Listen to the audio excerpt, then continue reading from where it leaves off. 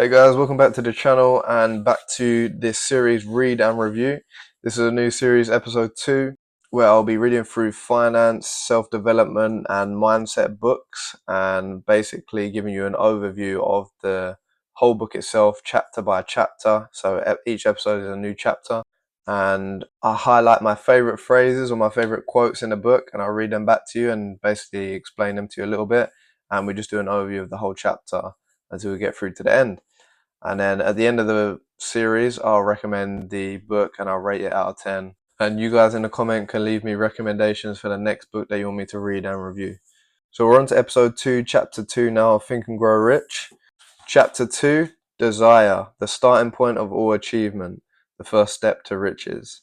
So to give you an overview of this chapter, which I've literally just finished, obviously the chapter is about desire. And I feel like the chapter still is concentrating a lot on mindset. I don't know if all of these books are like that. I mean, I've read Rich Dad Poor Dad, which is one of my favorite books, and I feel like that was teaching you a lot more different things rather than just mindset. But I feel like so far this book's been mainly on mindset. I like the chapter, don't get me wrong, but I still think it's very set on mindset, and I think the following one is going to be as well. Nevertheless, let's get into some of my favorite quotes from chapter 2, and we'll discuss them a little bit further. So following on from chapter 1, in the first part of chapter 2, Hill continues to talk about Edward C. Barnes, which is a guy who had a burning desire to work with the famous inventor Thomas Edison. So he's continuing on his story a little bit.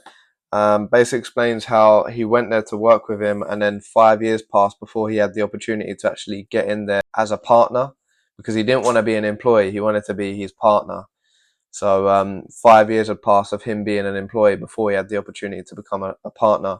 One of the first things that I highlighted was definite desire, which is something that I like, and really something that was spoken about in the first 2 chapters. Definite desire being having a clear vision of exactly what you want, having a definite vision and a definite desire of exactly what you want to do. I think if you have that definite desire, you will achieve exactly what you're set out to do. So that's the reason why I highlighted that. I like that definite desire. Second thing I highlighted is he had to win or perish, which is again discussing the same story of Barnes, and in the story explains how he had no money. He jumped on a freight train that was just carrying cargo goods, obviously just to get the free journey to where he was trying to go. He was making ends meet just to survive until he had his break. It basically shows he was putting everything on the line to achieve his goal. Next thing that I highlighted that ties into some of the stuff that I've already said, so I won't go into the explanation too much, but I highlighted burning desire to win. So again, that burning desire to win. If you want to win, you need that burning desire, and if you dedicate your life to something, it's almost a guarantee that you're gonna get it. One thing that I didn't highlight but I liked, and I've also written it down on a piece of paper here, is some steps given. This method by which desire for riches can be transmuted into its physical and financial equivalent consists of 6 definitive practical steps. So I wrote these steps down. I want to try and do them in the future very soon, actually. So the first step is to be definitive about the amount of money you want. I'm going to say per month. So figure out exactly what I want definitively per month. Step 2 is I will give what in return to achieve that figure. What am I going to give? How many hours? What am I going to give up? How am I going to continue my focus, or how am I going to be, laser focused to achieve that? What am I going to give up in my life to be able to achieve that figure? Step 3, I will get figure 1 by which date. So I have to set a date to which I want to be achieving that figure. Step 4, definitive plan plus action instantly. So create a plan and start actioning that plan instantly to achieve your goal. Step 5, review everything above. Make sure everything is in line. Make sure everything works. And step 6, read twice a day, morning plus night, and believe. So this is basically going to be my goal. I'm going to read it once in the morning as soon as I wake up, and once at night before I go to bed, and believe that I'm going to achieve it. So this is a little exercise that I thought I'd share with you guys, which I'm going to complete, that's been given to me by this book. Next quote I highlighted was, accumulation of money cannot be left to chance, good fortune or luck. I like this because It's one of the things that Andrew Tate said, like, in anything, you need a plan to succeed. Like, you don't ask someone how did they get rich and they just go, whoops, I just got rich by accident. Same way you don't ask someone who got a six pack, how do you get a six pack, or how do you get big? They don't say, fucking hell, one day I just woke up and I was big. They worked hard for it every single day. So it's important to have a clear cut plan of exactly what you want to achieve and how you want to achieve it, and action that plan every single day. So it's not going to happen by luck, by chance, which a lot of people say, one day when I get rich, when this happens, when I win the lottery, whatever, that kind of bullshit. You have to have a plan. You have to go for it. You have to action it. Raw action is so important. If you don't have a plan, you're fucked. If you don't action your plan, you're double fucked. So yeah, man, that's why I like this quote. Accumulation of money cannot be left to chance, good fortune, or luck. Next quote. If you do not see great riches in your imagination, you'll never see them in your bank account. I like that one because I feel like these are getting juicier as we're going on as well, and I feel like they do get better. The reason I like that is because it's about belief as well, and a lot of people that I know, a lot of people, almost everyone, cage their mind to think that they can only reach a certain level or they can't do certain things, but this is a lot about belief. I'll read it again. If you do not see great riches in your imagination, you'll never see them in your bank account. That's so true, bro. It's so true. I think you have to believe. You have to believe it's possible because we're born into a certain class that we think we're set into, but there are ways to break out if you believe and if you have a solid plan and if you have a burning desire. So yeah, I like that one. Next. Every failure brings with it the seed of an equivalent success. Really like this one too because failure is a huge part of success. A lot of businessmen, successful businessmen today, did not have a successful start, or the business that they're currently successful in was not their first. Like, Facebook was not Mark Zuckerberg's first business venture. Tesla was not Elon Musk's first business venture. Like, they've had many in the past, and many failures have been stepping stones to reach where they are today. So I really like this one on failure because it explains that without failure, there is no success. There's no success just boom like that. There's no just success. Each failure is a stepping stone to eventually reach that higher echelon. The truth is, without failure, there's no success. So when we fail, we should be grateful because we're now a step further and a step closer to success. But if we're not failing, then we're not getting out our comfort zone. If we're not failing, we're sitting still. If we're not failing, we're not progressing. So failure is a key and essential part of success. You must fail and you must look a fool to then become the master. So many people are afraid to fail as well, but they're scared of looking bad or looking inadequate or again looking like a fool. But it is literally without failure you do not progress.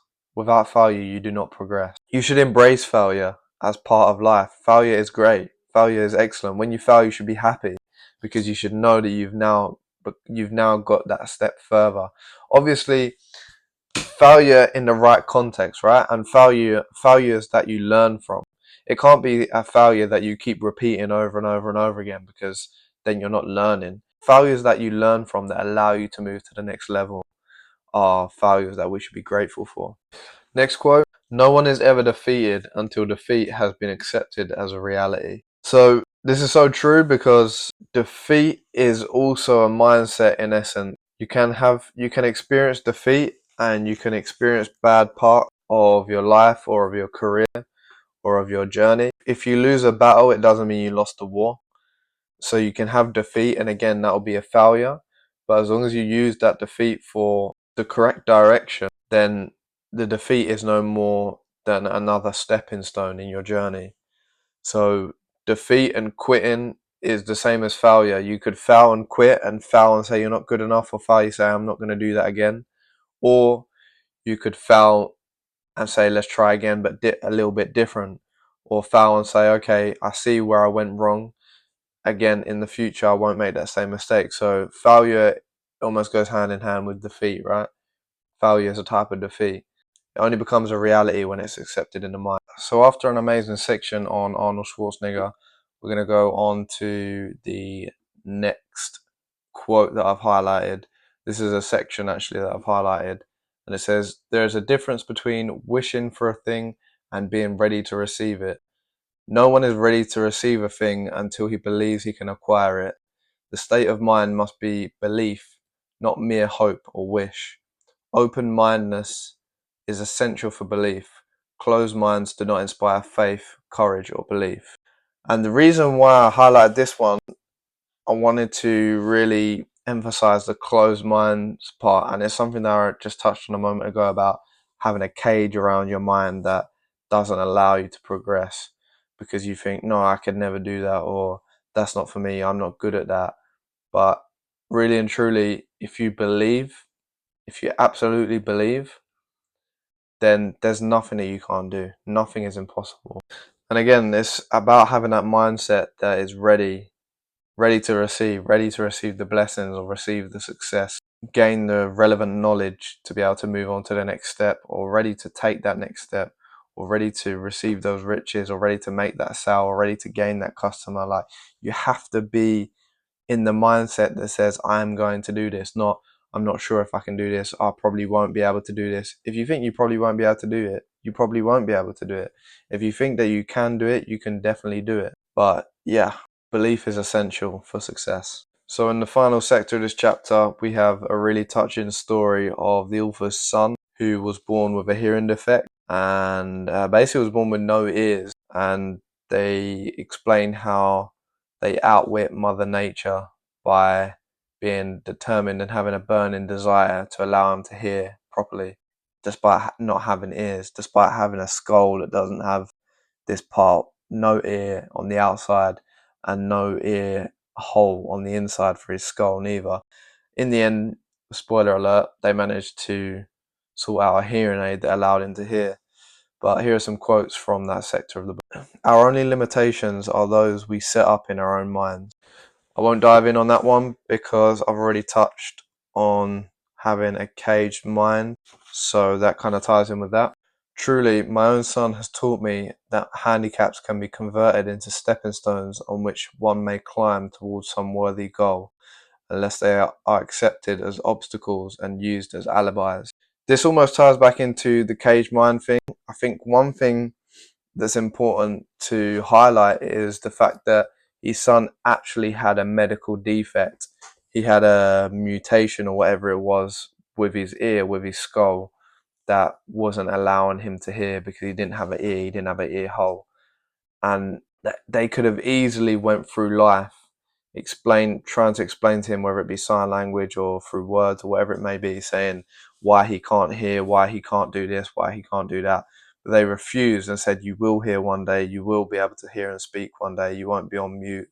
And despite having a literal physical notable defect, in the end he managed to overcome this. I think the point I'm trying to make here is this guy had a physical illness, a physical problem with his head, and even something physical, something tangible, something that you can see is clearly wrong, something biologically wrong, didn't stop him from, one, living a normal life, and two, actually achieving goals that most don't achieve themselves, being normally bodily abled. So I think that's the point I'm really trying to make. This guy had a physical defect and still went on to achieve things that most do not. And yet people won't have any defect wrong with them whatsoever. Maybe a mild mental disease, but if not completely normal, yet build a cage in their mind that prevents them from excelling just because of the way that they talk to themselves. They say, no, I could never do that. Or, oh no, I could never learn that language. I could never learn that skill. I could never be good at maths. I could never be good at English. I could never do this, never do that. The more you tell yourself you'll never do something, the more guarantee it is that you will never do it. Likewise, or should I say, as a polar opposite, the more that you tell yourself that you're going to do something, you're going to achieve something, the more likelihood it is that it's actually going to happen. So keep that in mind, my friends. Final, last quote for chapter 2. "I wish to convey the thought that all achievement, no matter what nature or purpose, must begin with an intense, burning desire for something definite. Through some strange and powerful principle of mental chemistry, nature wraps up in the impulse of a strong desire that something which recognizes no such word as impossible and accepts no such reality as failure. I'll leave that thought with you for now, guys, but be sure to tune in on the next episode for chapter 3, Faith, Visualizing and Believing in the Attainment of Desire. Don't miss it, guys. Tune into the next episode, episode 3, chapter 3 of the overview for Think and Grow Rich, read and review. Thank you very much. Over and out.